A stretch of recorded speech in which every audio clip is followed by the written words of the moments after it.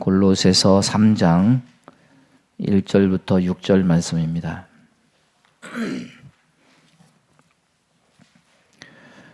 우리 서로 한 절씩 교독하겠습니다. 그러므로 너희가 그리스도와 함께 다시 살리심을 받았으면 위의 것을 찾으라. 거기는 그리스도께서 하나님 우편에 앉아 계시느니라. 이는 너희가 죽었고 너희 생명이 그리스도와 함께 하나님 앞 안에 감추어졌음이라.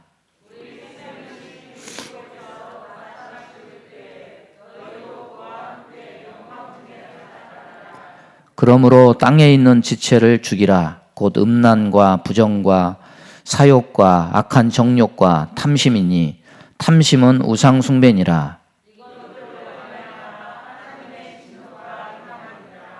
아멘.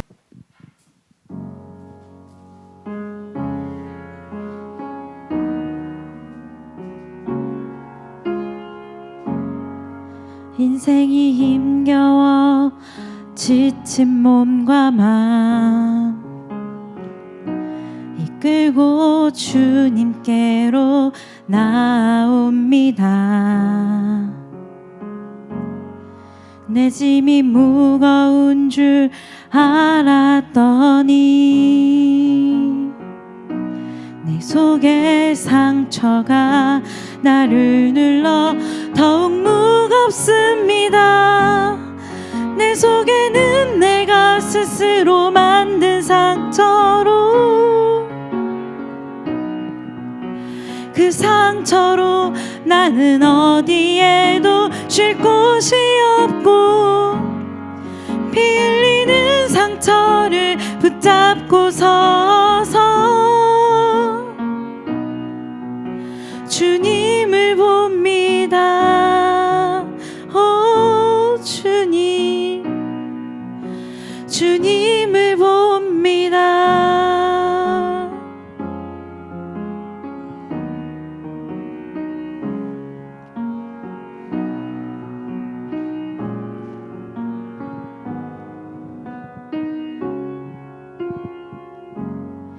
십자가 그늘에 내 맘을 누이고 주 홀로 지셨던 십자가 봅니다. 세상의 모든 짐을 지셨던 주님, 내 모든 아픔도 주님 어깨에 다 지워져 있네. 나 혼자만 겪는 듯 외로운 상처도 주님께서 이미 나를 위해 다 감당하셨네. 피 흘리는 주님의 손과 발 보니 오 주님, 오 주님, 오 주님, 오 주님. 십자가로 나는 충분합니다.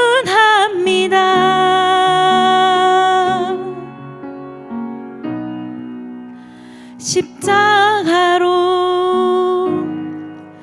나는 충분합니다.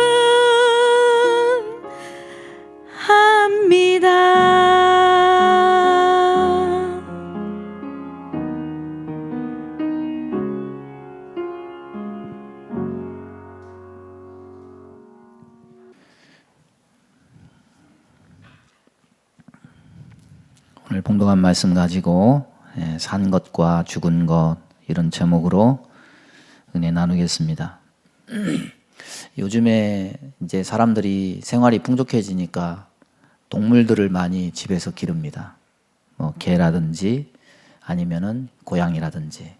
근데 잘 키우면 좋은데 가끔씩 주인에게 버림받은 그런 동물들, 아예 그냥 차 타고 가다가 버린다든지 아니면 집을 나와서 저 혼자 그렇게 헤매는, 그래서 길에서 동냥하고 쓰레기통 뒤지고 사람들이 남긴 음식 먹고 이렇게 사는 고양이를 사람들이 길냥이다, 길에서 사는 고양이다 이렇게 부릅니다.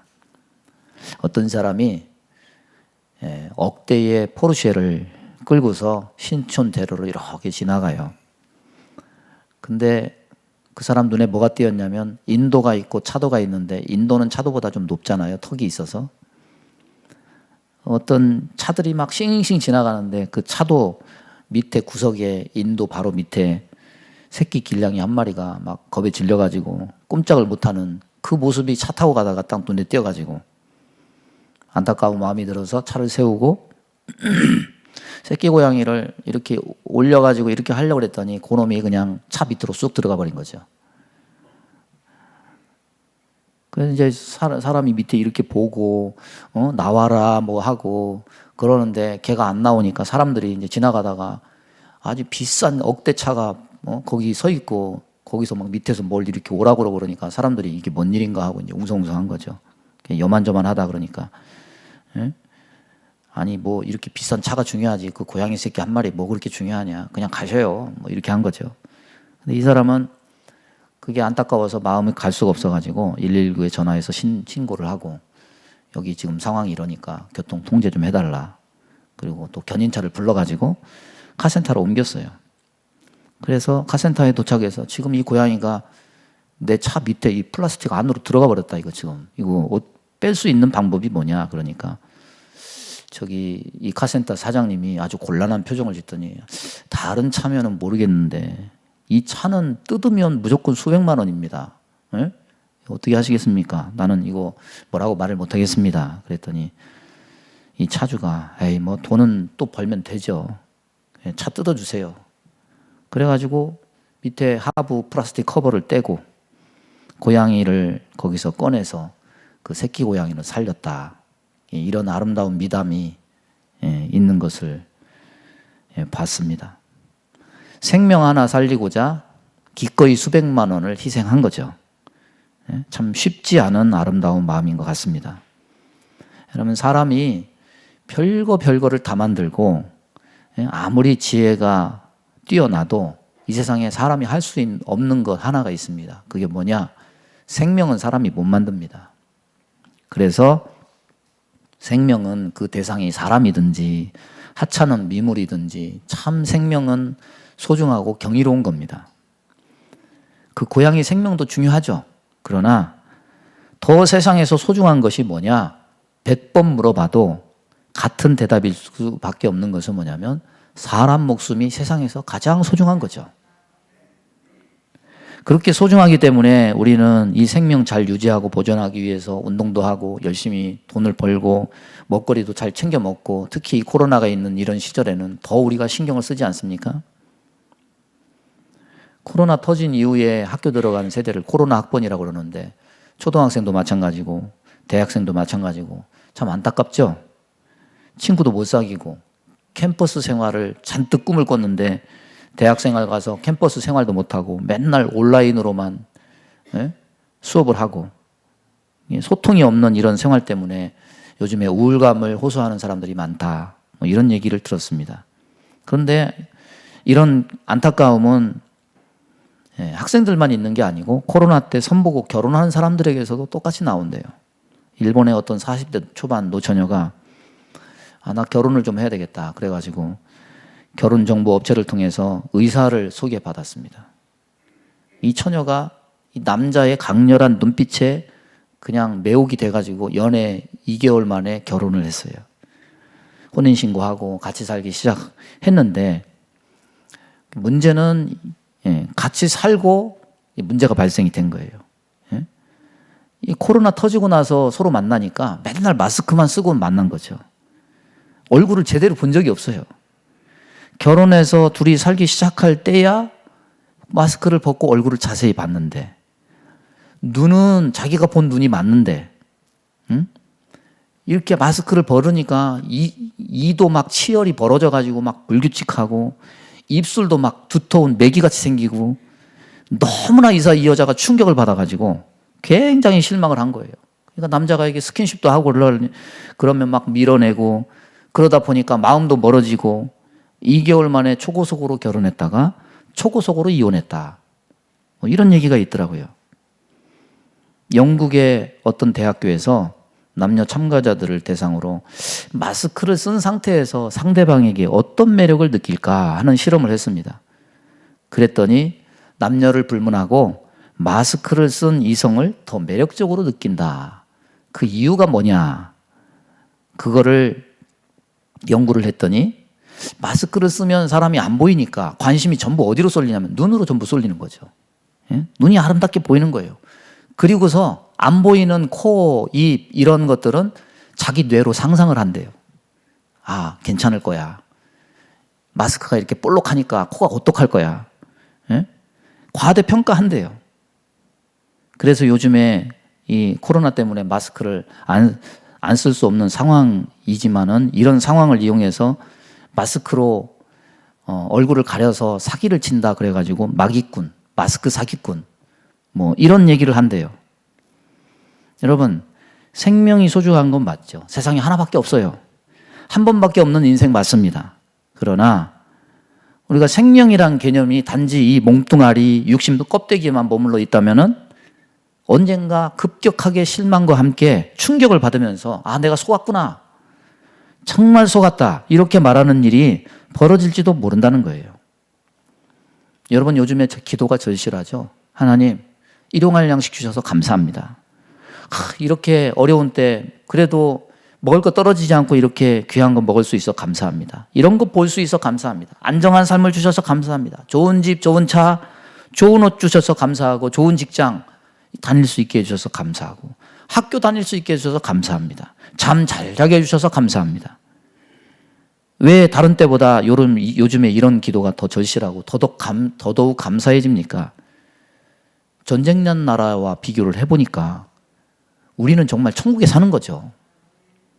코로나 시국에 폐업하고 도산하는 사람들 부지기수라는데 그래도 내 삶과 가정은 유지되는 걸 보니까 더더욱 그렇게 인정할 수밖에 없는 거죠. 맞아요. 사실 이런 모든 기도는 당연한 반응입니다. 하지만은 곱씹어서 생각을 해보면 우리의 이 반응을 다 종합을 해보면 모두 무엇에 관계된 기도냐? 나의 육적 생명 유지에 관계된 기도예요. 이런 기도 필요 없다 이 말이 아니에요. 하나님은 우리의 필요를 다 아셔요. 그것을 채워주시기도 합니다. 삶을 유지케 하는 육신적 조건들에 대한 감사 기도는 반드시 필요해요. 그러나 성경이 우리에게 말하는 생명이라는 것은 단지 육적 생명만 있는 것이 아니에요. 예수님이 우리에게 주시는 생명 역시 우리의 육적 생명에만 국한된 생명을 말하는 것이 아닙니다. 이것을 깨닫지 못하고 의식하지 못하고 산다면 아마도 날마다 불행하다고 느낄 것이고 날마다 본질은 잊은 채 뭔가 영혼이 마비되고 가리워진 채 속는 삶을 살게 될 것이라는 겁니다. 여러분, 형편 안 좋을 때는 자족하는 삶을 살고 형편이 좋아지면 언제 그랬냐는 듯이 흥청망청해지는 이런 삶의 습관은 신앙인만 그런 게 절대 아니에요. 세속의 사람들도 그 정도는 다 하고 삽니다. 어려우니까 자족하며 살자. 풀어지면 환경이 좋아지면 또 마음이 풀어져서 흥청망청. 우리는 거기에만 머무르는 것이 아니라 그 이상의 생각, 신앙적 본질을 붙잡고 생각해야 된다는 겁니다. 사단은요, 별명이 뭡니까? 속이는 자다.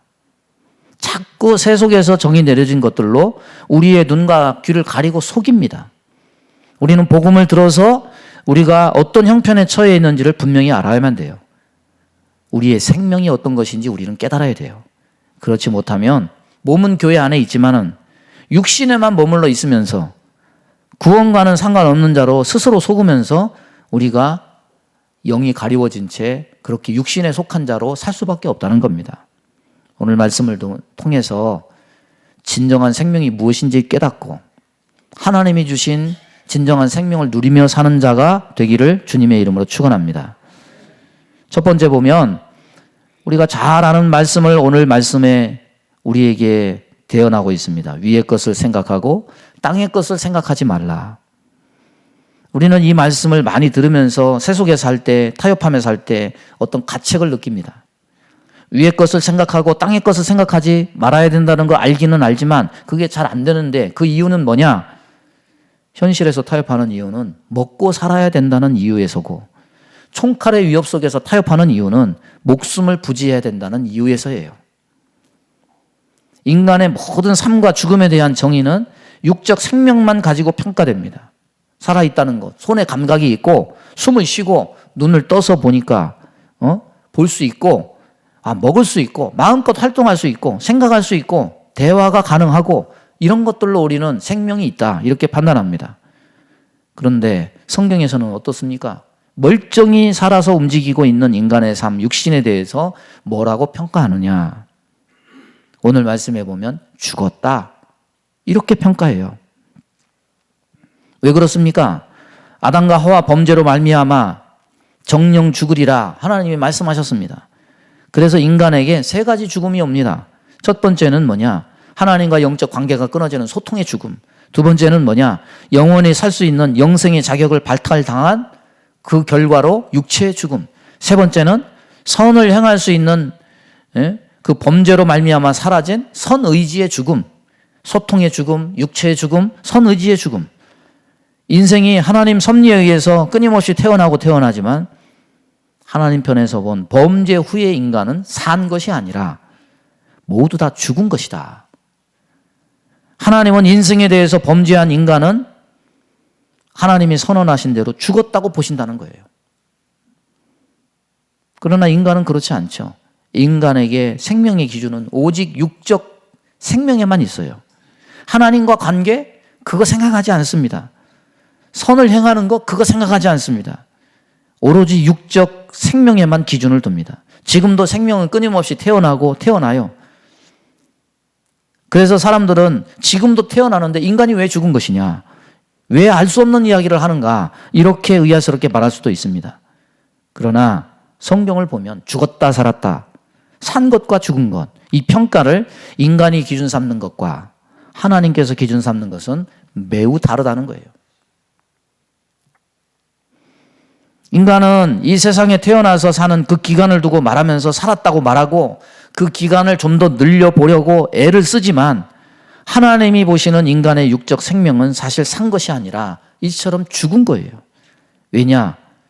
유일하게 하나님이 소통의 대상으로 삼은 것이 인간입니다. 유일하게 하나님이 이 세상 만물 중에 사랑의 대상으로 삼은 것이 인간입니다. 그 인간이 소통의 관계를 스스로 끊어버립니다. 영원히 하나님과 함께 살 영생을 두고 창조한 인간이 범죄함으로 말미암아 잠시 왔다 아침 안개처럼 사라지는 유한한 생명이 되고 맙니다. 하나님은 선한 존재로 만드셨는데 스스로 악한 존재, 불량품이 되고 맙니다. 그래서 이 세상에 태어나는 어떤 인간도 죽지 않는 인간은 없어요. 다 죽어요. 지금도 우리는 태어난 순간부터 죽음을 향해 달려가고 있는 거죠. 다만 그날이 언제인지 알 수 없을 뿐이지 태어나자마자 우리는 죽을 날을 하나님이 정하신 그날을 받아놓고 사는 것뿐이에요. 영원하신 하나님이 이 세상 사는 동안에 왜 불의한 자를 심판하지 않으시는가? 많은 신앙의 선배들이 골몰하면서 하나님을 향해서 하나님의 공의를 물으면서 항의했습니다. 베드로후서 2장 10절 이하를 보면 이런 말씀이 있습니다. 특별히 육체를 따라 더러운 정욕 가운데서 행하며 주관하는 일을 멸시하는 자들에게는 형벌할 줄 아시느니라.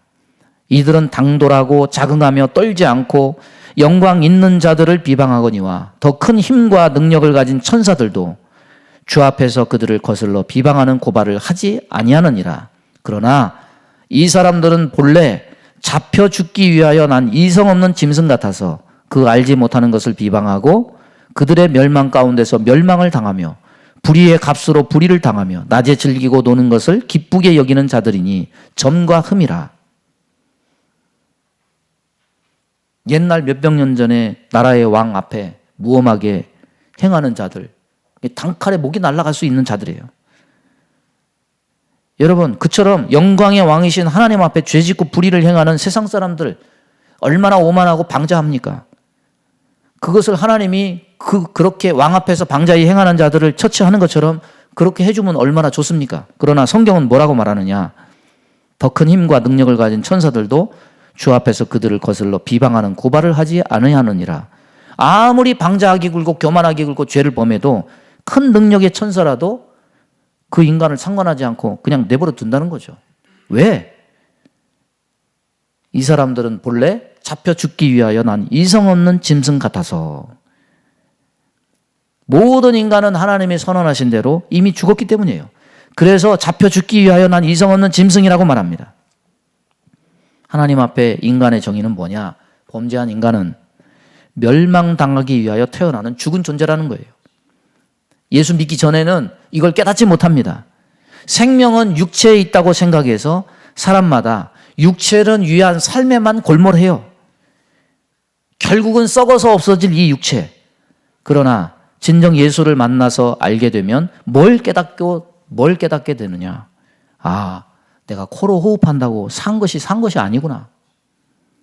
하나님 안에 있는 인간이 이미 죽은 것으로 선언되고 정의되고 판단되어 있구나. 아, 나는 육체가 살았다고 해서 산 것이 아니구나.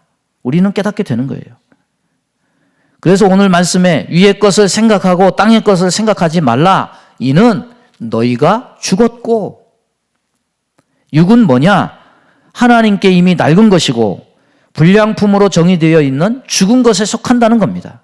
우리는 육을 위해서 치장을 하고 허리에 지방살을 빼려고 노력을 하고 보톡스를 맞아서 피부를 늘려서 팽팽하게 세월을 늦춰보려고 애를 쓰고 화장을 하고 유행의 패션에 맞는 그런 옷을 뽐내지만은 하나님 앞에는 결국 다 소멸될 낡은 것으로 치부된다는 겁니다. 여러분, 예수를 믿는다는 것은 어떤 과정을 거칩니까? 내가 하나님이 보시기에는 산 게 아니구나. 내가 하나님 앞에 죽은 것을 알고 이것을 깨닫고 보아야 되겠구나. 사람들이 나는 죽고 예수로 살아야 된다고 말하는데 왜 안 죽습니까? 죽고란 말을 쓴 것은 내가 살아있다는 것을 전제로 한 거죠. 내가 살아있다는 것을 전제로 한 것은 왜 그러느냐? 이 육적 생명을 가지고 자기가 살아있다고 자부하기 때문이에요. 그러나 우리는 진실을 봐야 돼요. 육적 생명은 하나님 보시기에 그것이 산 것이 아니다. 하나님은 이미 죽은 걸로 보신다. 여러분, 우리가 육신에 대한 집착이 얼마나 큽니까? 아무리 집착이 있어도 살기 위해서 발버둥 치고 이것도 하고 저것도 하고, 그렇지만은 육신의 죽음과 함께 이 세상에서 끝이 나고 말아요. 세상에 오고 가는 죽어가는 사람들이 예수를 믿던 안 믿던 제대로 생각이 있는 정상적인 사람이라면 죽어갈 때 특징이 뭡니까? 그동안 그렇게 집착하고 욕심부리고 손에 옮겨지려고 했던 것을 다 정리해요. 죽음을 임박한 사람은 다 정리해요. 다 놔요. 다 주고 떠나요. 그 이유는 단 한 가지예요. 육의 생명이 끝이 나기 때문이에요. 예수를 믿는 자는 이것을 보는 자들입니다. 그래서 성경은 이미 죽었다고 말합니다. 그래서 예수를 믿는 것은 이미 죽은 것들을 소망하고 그것에서 뭔가 나올 것처럼 치장하고 바라고 기대하는 삶이 아니에요. 이거는 스스로 속이는 삶입니다. 헛된 기대예요. 우리 믿는 자는 뭘 봐야 되느냐? 십자가 아래서 예수님의 죽음만 보면 안 돼요. 나도 그리스도와 함께 십자가에 못 박혀 죽었다. 이미 나는 예수와 함께 죽은 자다. 죽었음을 깨닫지 못한다면 세상 사람이 육을 위해 사는 것처럼 예수를 믿으면서도 언젠가는 죽어 없어지고 말 이 육신만을 위하면서 매일매일 어떻게 할고 하다가 결국 예수 믿었으면서도 소망 없는 인생을 살다 죽고 마는 거예요.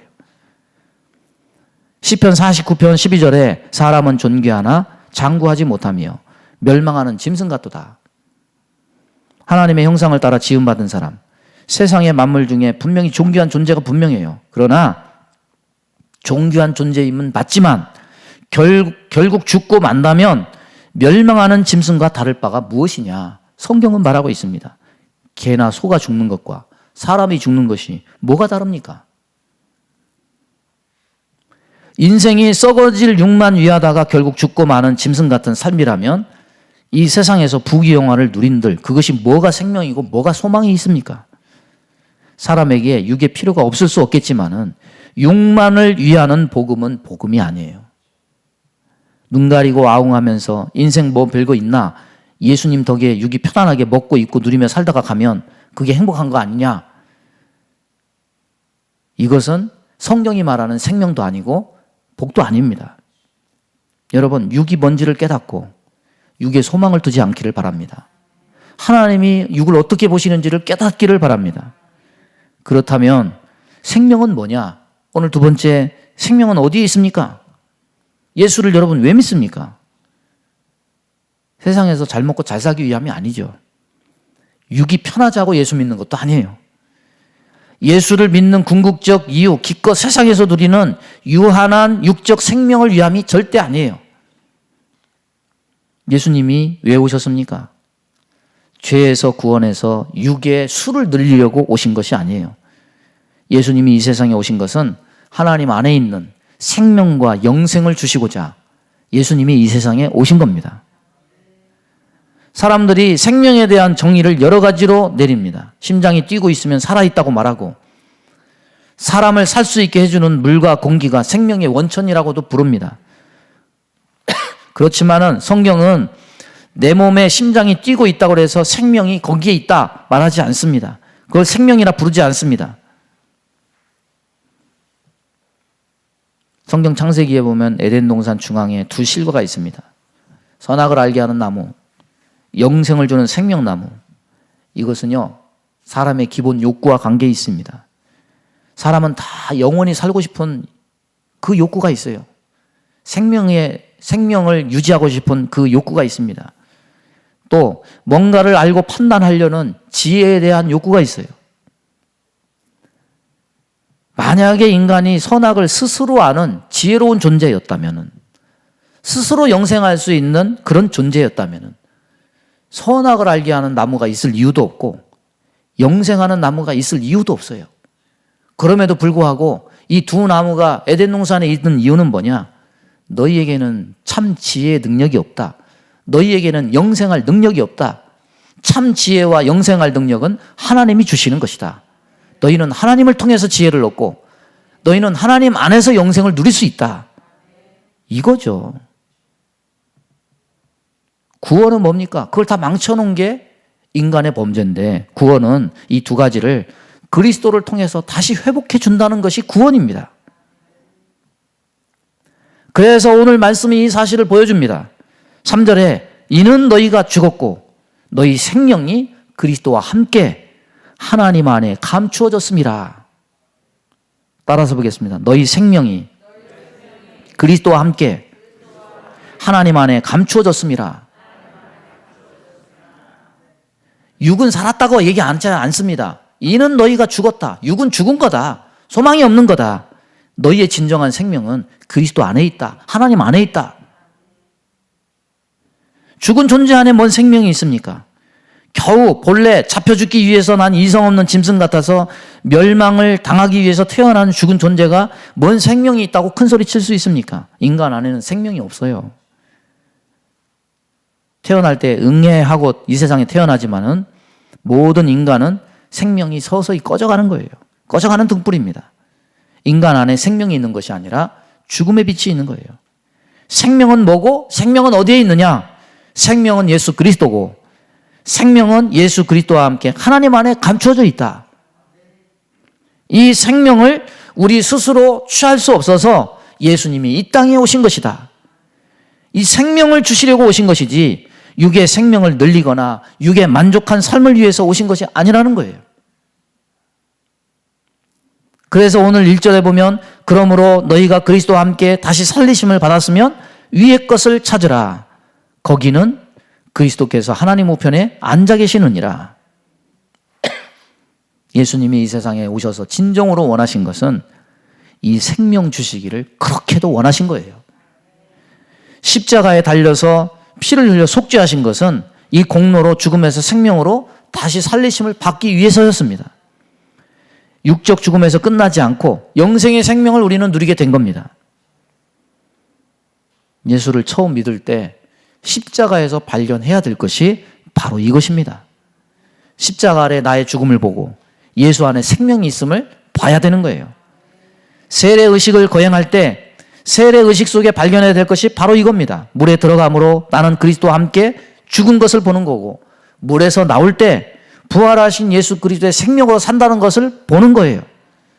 성찬식에 떡과 잔에 동참할 때마다 인자의 살을 먹지 아니하고 인자의 피를 마시지 아니하면 너희 속에 생명이 없느니라. 내 살을 먹고 내 피를 마시는 자는 영생을 가졌고 마지막 날에 내가 그를 다시 살리리라. 여러분, 십자가가 플러스 아니에요? 더하기. 이걸 깨닫지 못하면 사람들은 육신의 어떤 소욕을 플러스 해주는 걸로 착각을 합니다. 그리스도와 함께 살리심을 받았다는 것을 육을 위한 소망인 줄로 착각을 합니다. 그래서 육이 죽은 줄도 모르고 평생 십자가 앞에서 꺼져가는 등불과 같은 이 육 한 몸 좀 더 편히 살겠다고 항상 다고 항상 육 중심의 삶에서 벗어나질 못하는 거예요. 여러분, 예수님 십자가가 플러스라면 육을 위한 플러스가 아니에요. 영원한 생명을 주는 영생을 위한 플러스입니다. 말씀을 마칩니다. 연탄은 석탄으로 만들죠. 보석 중에 보석은 다이아몬드죠. 이게 둘이 달라요? 근데 그 원소 성분은 둘 다 똑같대요. 탄소 성분이래요. 석탄도 탄소 성분, 다이아몬드도 탄소 성분이에요. 그런데 어떻게 이렇게 달라지느냐? 석탄이냐 다이아몬드냐? 결과물이 달라지는 것은 어디에서 어떤 과정을 거쳤느냐에 따라서 결과물이 서로 달라지는 것이라고 해요. 석탄이 땅속에 묻혀 있는데 아무런 변화 없이 그냥 그렇게 묻혀 있다가 나중에 광부에 의해서 캐가지고 그게 불 속에 던져지면은 좋은 땔감의 역할만 하게 되는 것이고, 깊고 깊은 땅 속에 석탄이 오랫동안 묻혀 있다가 거기서 열도 받고 거기서 막 압력을 막 받고 그런 석탄은 마침내 그 형질이 변화돼 가지고 단단하고 투명한 다이아몬드로 그렇게 바꿔지는 것이래요. 여러분, 하나님이 우리에게 주시는 생명도 이와 같다고 봐요. 하나님은 우리에게 육적 생명도 주시고 영적 생명도 주십니다. 그러나 예수님이 오신 것은 생명은 생명이 돼 석탄이 한번 타서 연탄재처럼 변하는 그런 육적 생명을 주시고자 함이 아니에요. 그 형질이 타지도 않고 항상 단단하고 투명한 보석과 같은 다이아몬드와 같은 변하지 않는 영원한 생명을 주시기 위해서 이 세상에 오신 겁니다. 그동안에 코로나 터져서 방역을 줄였다 좁혔다 통제와 방어 위주의 코로나 방역 체계였는데 이제는 확진자가 이렇게 늘어나는데 점차 빗장을 풀어요. 1일날 인천국제공항이 입국장 운영 체제를 코로나 이전 수준으로 전환했다. 방역 관련 시설물 다 떼고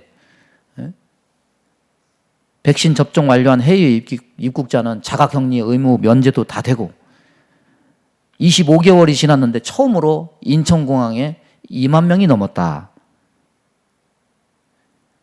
그런 거 보면서 우리는 기대와 걱정이 있지 않습니까? 일상 회복이 진짜 되는 건가? 아니, 그런데 다른 나라는 봉쇄 풀고 마스크 벗다가 다시 봉쇄하고 그런다는데 이대로 가서 괜찮을까? 기대 혹은 걱정 여러 가지 그런 생각들이 있습니다.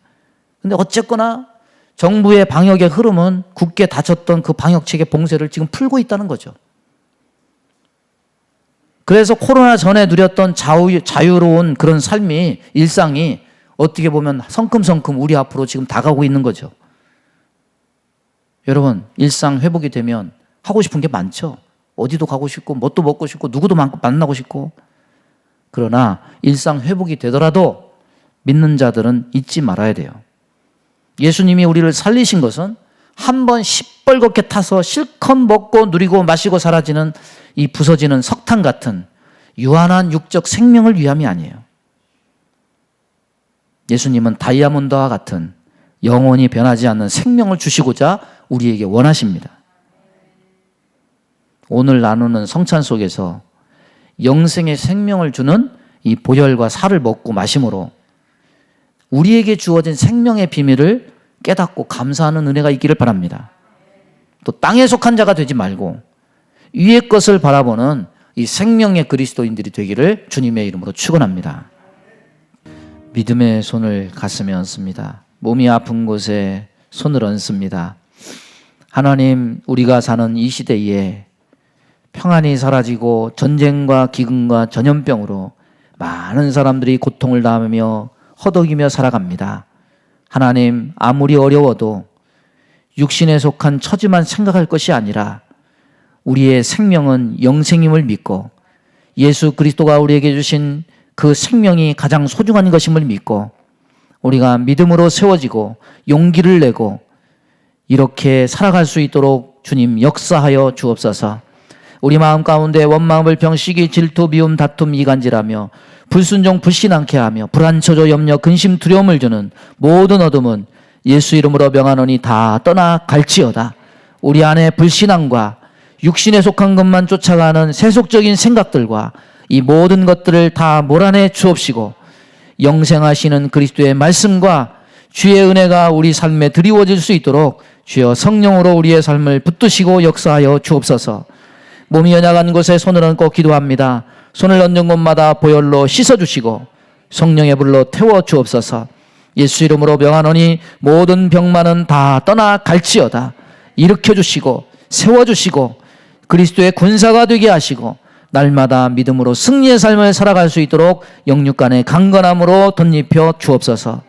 예수님의 이름으로 축복하며 기도하옵나이다. 아멘.